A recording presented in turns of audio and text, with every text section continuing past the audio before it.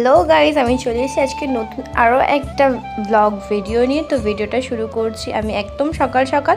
আর এখন বাজে হচ্ছে সকাল 9:30। তো এখন হচ্ছে আমি বেরিয়ে পড়েছি এক জায়গায় যাবো বলে। তো এই জায়গাটা আমি ফার্স্ট টাইম যাচ্ছি, এর আগে আমি কোনোদিনও যাইনি। আমার অনেক বন্ধু বান্ধবী এরা সব গেছে ওই জায়গাটায়, কিন্তু আমার কোনোদিনও যাওয়া হয়নি। তো যাই হোক, তো আজকে আমি চলে এলাম আমি আজকে যাচ্ছি আমার একটা বান্ধবীর সাথে সেই জায়গাটায়। তো যেখানেই যেতে হয় আমাকে তাকে স্টেশনে আসতে হয়। তো দেখো স্টেশনে আমি চলে এসেছি হাঁটতে হাঁটতে। আর এদিকে দেখো একটুখানি বসার পরেই আমার হচ্ছে ট্রেন চলে এসছে। তো এই ট্রেনটায় করেই আমি যাব সেখানে। তো তো আমরা কোথায় যাচ্ছি তোমরা পুরো ভিডিওটার সাথে থেকো, আমি তোমাদের সব বলবো ভিডিওটাতে। আর ভিডিওটা ভালো লাগলে অবশ্যই লাইক কমেন্ট শেয়ার করে আমাকে অনেক ভালোবাসা দিও। তো চলো এখন এই ট্রেনে করে যাওয়া যাক। তো আমি তো এই জায়গাটা আজকে প্রথমবার আসছি, এছাড়াও আমার এই জায়গাটায় আসার অনেক দিন ধরে ইচ্ছা ছিল। তো আমি কোনোদিন আসা হয়নি, তো এটাই আমার ফার্স্ট টাইম। তো তোমরা যেখানে যারা যারা এসছো এখানে অনেকেই তোমরা এসছো, আবার অনেকে নাই আসতে পারে। তো যারা যারা এসছো তারা তো দেখে চিনতেই পারছো জায়গাটা কোথায়। তো আমি এসেছি একটা মন্দিরে পুজো দিতে। তো এইটা হচ্ছে গঙ্গা, আর বেশিরভাগ মন্দির তো দেখো গঙ্গার পাড়েই হয়, বেশিরভাগগুলো, সবগুলো না। তো এই জায়গাটায় আমি এসেছি পুজো দিতে, তো ফার্স্ট টাইম। আর এখন দেখো এটা হচ্ছে ভাটা চলছে গঙ্গায়। তো অনেক লোক জড়ো হয়েছে, কারণ তারা বলছে নাকি এখন বান আসবে। তো যেমন আমার প্রথমবার এই মন্দিরটায় পুজো দিতে আসা, তেমন আমার ফার্স্ট টাইম হচ্ছে নিজের চোখে বান দেখা। এছাড়া তো ফেসবুক ইউটিউবে সব তো বান দেখাই যায়, কিন্তু আমি প্রথমবার দেখো এরকমভাবে বান দেখলাম, আর যেটা ছিল অনেক বড়।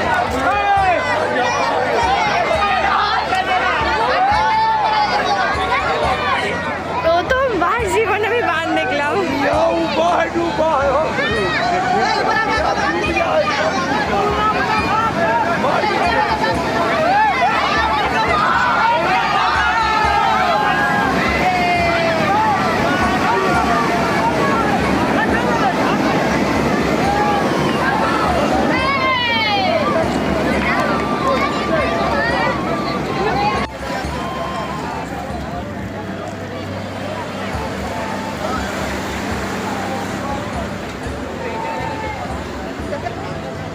দাঁত ভেতরে ঢুকছে না, এত বড় হয়ে গেছে।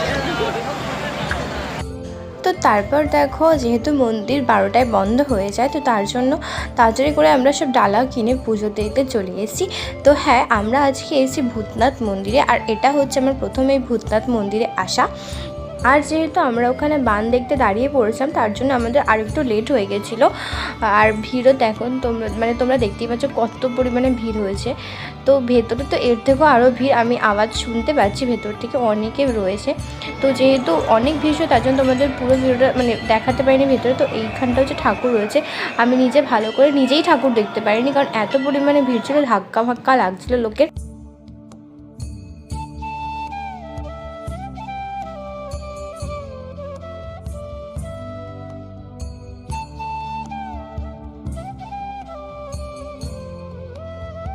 তো আমি হচ্ছে একদম জল না খেয়ে ঠাকুরের যেহেতু প্রথমবার পুজো দিতে যাচ্ছিলাম, তো নির্জলা উপোস করে ঠাকুরের মাথায় জল ঢালতে গেছিলাম। তো যাই হোক, এখন এখানে দেখি এসে ভীষণ রোদ, পা ফেলা যাচ্ছে না, নিচটা এত গরম হয়ে রয়েছে। তো যাই হোক, আমাদের পুজো দেওয়া কমপ্লিট, আমরা হচ্ছে বাইরে বেরিয়ে এসেছি। আর এই জায়গাটা দেখলাম বেশ সুন্দর, জল ফল পুরো দেখা যাচ্ছে, আর সাইডে হচ্ছে হাওড়া ব্রিজও দেখা যাচ্ছে। আর তার পাশে তোমরা তো অনেকেই জানো ভূতনাথ মন্দিরের পাশে হচ্ছে নিমতলা শ্মশান, তো সেটাও আমি দেখলাম, একদম পাশেই দেখা যাচ্ছে। তো তারপর পুরো জায়গাটা ভালো করে আমরা ঘুরলাম, ঘোরার পর একটা জায়গায় বসে আমরা হচ্ছে জল খেলাম, যেহেতু আমরা দুজনেই একদম পুরো নির্জলা উপোস করে এসেছিলাম একদম বাড়ি। তো আমাদের পুজো দেওয়া এখন কমপ্লিট। আর এই যে হচ্ছে এর ভিতরে ভূতনাথ মন্দিরটা, ভূতনাথ ঠাকুর, এটা হচ্ছে মন্দির, এত ভিড়।